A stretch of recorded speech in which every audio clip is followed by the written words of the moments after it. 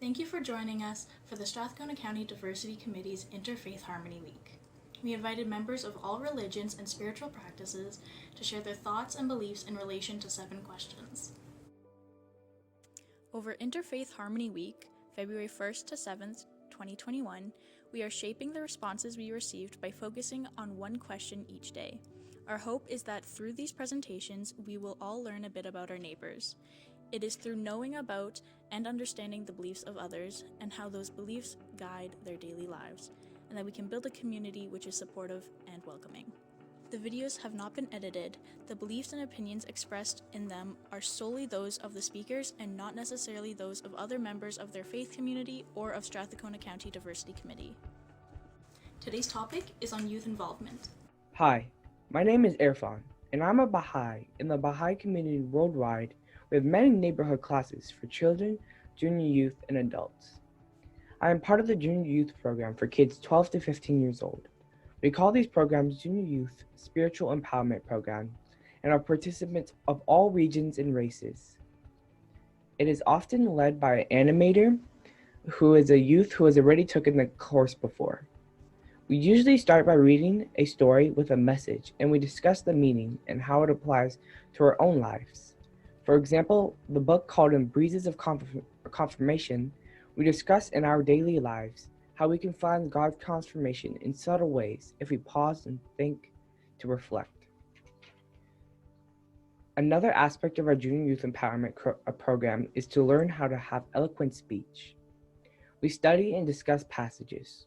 We speak and listen to each other with love and patience.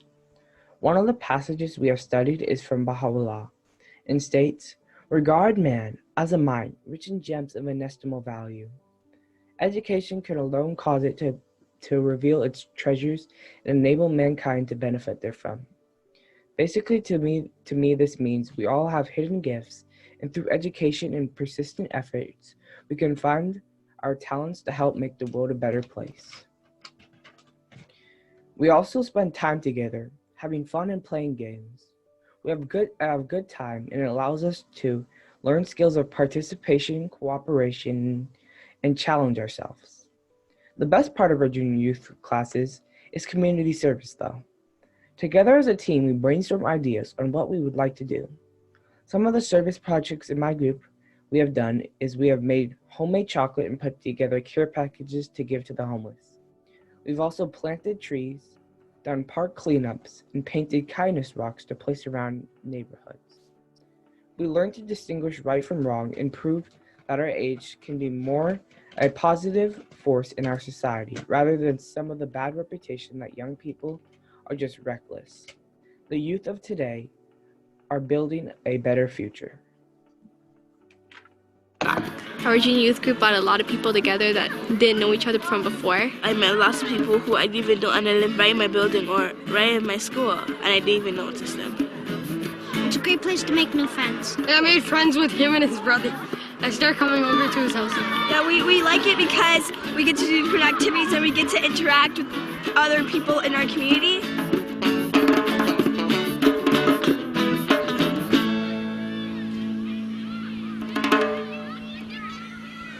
So, can someone read for me what this book says? Tuba. Breezes of Confirmation, right. And what this book is it's a story about a junior youth much like you guys. So it's a 13-year-old girl named Musanda. And we're gonna read about some experiences that she's had. It'll help us ask some of these questions that I think we're all facing. Questions about what we wanna do with our life, how can we best be of service to humankind? This junior youth program affected my life, drastically. Every time I'm around somebody new, I try and think of what I learned and how it would affect other people, and I try and spread the knowledge. I've learned that my actions have a lot of effect on people, and it taught me to reflect on my day and show what's good and bad and how I could change for the next day. It showed me that we need spiritual excellence because without it, it will be really hard to succeed in life.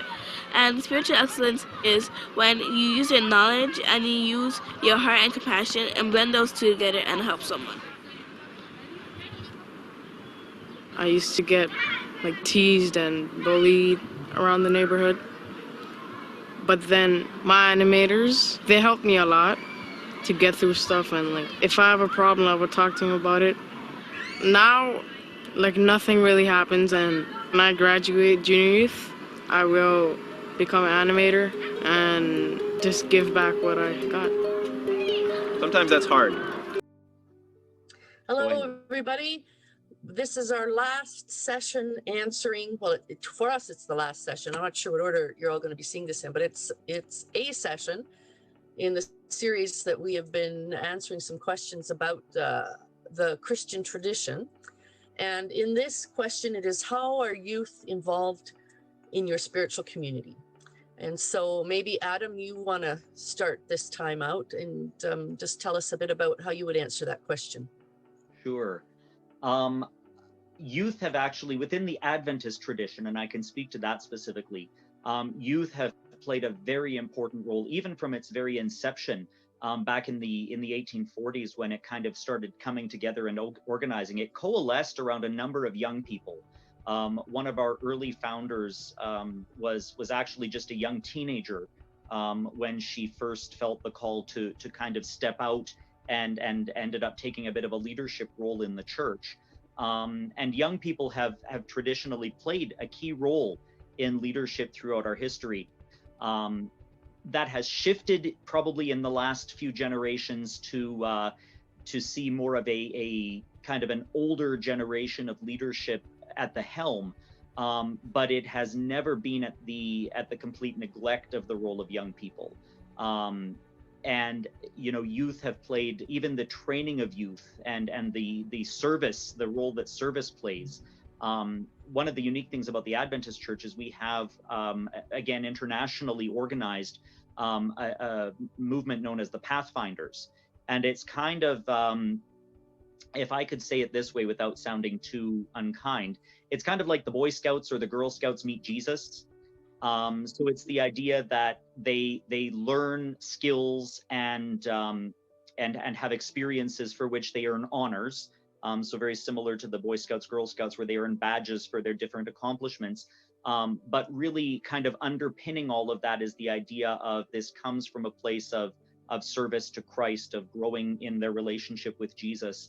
It's also a key role in training in many cases for leadership. So they start out even as young as what we call the Adventurers Program, which is a more recent development, and that's more like the Cub Scouts or just the younger age starts. So it's, I think, even around 3 and 4 years old they can start in this, just kind of learning to be a part of the community, not only within the immediate group and some of those social and developmental pieces, but even how you get involved in the community as a whole. Adventism has also had a long tradition of education, believing that, if we can truly educate our young people to think for themselves. One of my favorite quotes from that young lady that started the early Advent movement, she says, the role of education is to teach young men and women to be thinkers and not mere reflectors of others' thoughts. So we place a high value on the role of young people as the thinkers of the next generation that will keep propelling the Christian message forward in new and creative and innovative ways. So those are just a couple off the top of my head of ways that youth play, and I'm speaking kind of globally. But even in our local churches, we really do seek in many ways to have young people involved. Even if there is an older leadership, the youth still play a very active part in keeping the church going. Maybe I'll jump in next. I think probably one thing that people often think of when they think about youth and being involved in churches is things like baptisms or confirmations or things like that. So our particular church tradition that I'm a part of, we do not practice infant baptism and a later confirmation.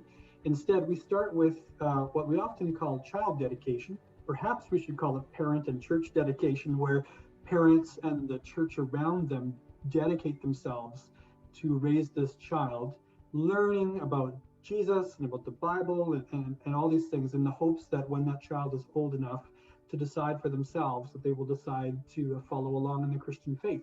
But what we then do is we baptize people, and we'll baptize people of old age as well, but quite often people who do get baptized in our church are often young people who want to make a public, conscious decision to follow Jesus. They do that publicly by baptism. So, but that's kind of more the ceremonial aspects of how youth are involved in our community. I think I would probably echo many things that you said, Adam. Even at a local level, many churches, including ours, invest heavily in staffing and programming for children and for youth. That might happen on Sundays. Quite often it happens midweek as well, where we give fun opportunities for kids to get to know each other, and learn about the faith and other things like that. But I would say as well, I think one thing that I take particular pride in is whenever I see young people up on stage helping lead the whole congregation in worship. I think one of the best definitions I've ever heard of worship is that it's the work of the people, not the work of particular experts or particular types of people, but it's the work of all the people. So when we see youth up on stage, either as musicians or leading in prayers or in scripture readings or other things like that, I think it's just a great reminder that the youth are not the church of tomorrow, they're the church of today that contribute alongside of everyone else. And that, I think, is a word of empowerment for them. So those are a few thoughts I have, though. How about you, Britt? It's the perennial question, I think, that many in the United Church and many in what we call mainline churches, which are the old, United Lutheran, Presbyterian, Catholic, Anglican churches, is how to have youth involved in the church. I think at one time, if you go back in history, while there was a lot of activity for youth, it was kind of a passive. The youth receive what the adults are doing for them, whether it's in terms of leading this particular youth group or going on a camp activity. The youth didn't organize it for themselves. It's what the adults laid on for them. And I think the big shift has been in the United Church as a whole, in the last 20 years at least, it's how do we support the youth offering their leadership to the church, not just passively receiving what the adults do for them, because our experience has been that when they passively receive it, then they tend to just passively drift out of the church at the end, because they've got no vested interest in being there. It's just not something that really involves them. So I think many of the things that you have said about youth are leaders in their own right, and as our children in the church, so they can easily lead in prayers, stand up with me when I'm leading worship as a minister and be a leader alongside of me, doing the regular leadership that adults would do in their own way at their level. And so that has been in my church, and I see this happening in some United churches too, where that's our approach. It's really hard sometimes to create youth programs these days, given the lives of youth and how much they're stretched between activities. Even in this time when we're all kind of shut down, it's a challenge to do things online with them. We have retained infant baptism and later confirmation. And for us, confirmation isn't even an obligation of youth anymore.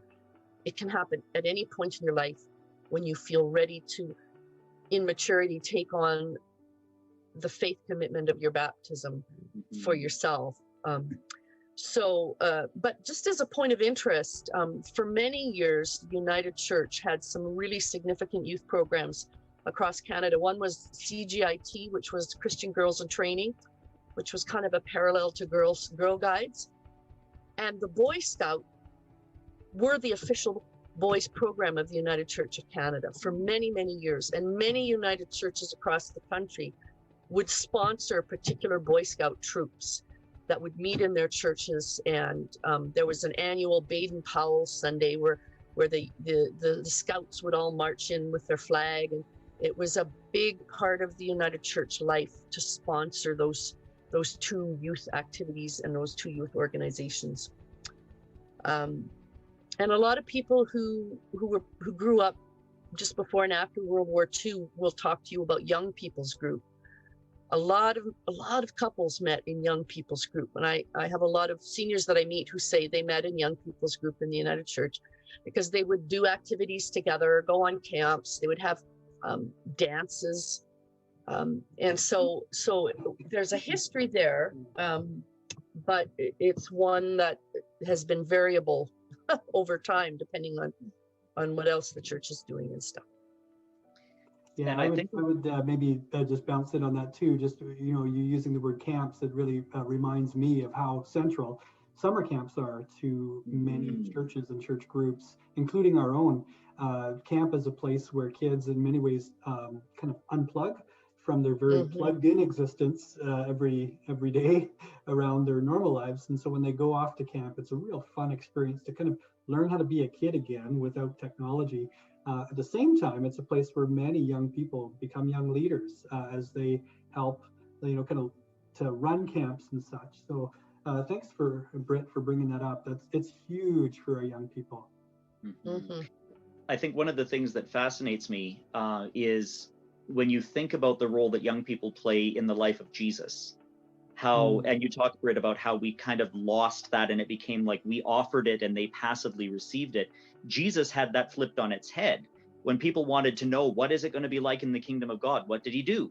He took a child, a young person, and he put him in the midst of the disciples and he said, if you want to be part of the kingdom of God, you become like this child. So the child actually was, the young person was actually the teacher, the model, if you will. The energy, the creativity, the faith and the ambition and the desire that very often by the time we get into our older years becomes a little bit more sedate and we've kind of, you know, rounded off some of those edges and we've lost some of that zeal. The children that were brought to Jesus and the disciples tried to shoo them away, and Jesus said, no. Don't turn away these children because these children are what the kingdom is all about.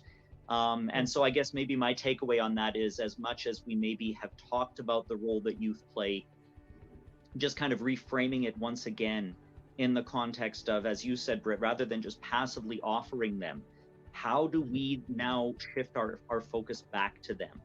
And again, it's so fascinating that so much of this is latent in our sacred texts, but we kind of, you know, over time, as you said, Britt, it kind of ebbs and flows and varies. But just even having this conversation, it kind of sparks again that realization that no, young people really are critical to not just keeping our churches alive tomorrow, but really just being that example and helping build and expand the realm of God today. And I had something to add and it's gone right out of my head. But yes. Yes, young people are not, in my take on it, are not what you look to save your church from tomorrow. It's an integral part of your church today, and they need to be included as much as anybody else needs to be included. A'udhu billahi minash shaitanir rajeem. Bismillahir rahmanir rahim. Another question is, how are youth involved in your spiritual community? You know, the second caliph of Ahmadiyya Muslim community, Hazrat Mirza Bashiruddin Mahmud Ahmad, may Allah please with him, he said, reformation of nations cannot be possible without the reformations of youth. This is the motto for our youth. And always they keep in mind this very basic motto and try their best to keep in mind the teaching of the Holy Quran, Ta'awanu alal birri wa taqwa wa la ta'awanu alal ismi wal udwan, cooperative in good matters and always try your best to keep themselves away from all kind of evils and transgressions. Ahmadiyya Muslim community actually has auxiliaries in the community for the youth also, for the seniors also, for the ladies also. and youth auxiliary called Khuddamul Ahmadiyya, youths of Ahmadiyya Muslim community. So for involving the youths in a community, we have many different kind of educationals and sports competitions. So the basic purpose is to attach the youth with the community, with spirituality, and with good deeds. And for this purpose, many other kind of programs also going on. We have blood drives and food drive and different kind of camps also, and park cleanups, highway cleanups, and many other ways also. Our youth, they involve themselves in these activities. Especially during this pandemic, the youth help the needies with groceries and picking up medicines, and in many other ways also. And the same way, our ladies, youth ladies, they are also serving the community at the same way as youth boys, they are serving the community. So very much involved youths of Ahmadiyya Muslim community for serving the humanity, and that is very important matter, that we should fulfill the rights of people, and our youths, they try their best to fulfill the rights of people through serving them. So thank you very much.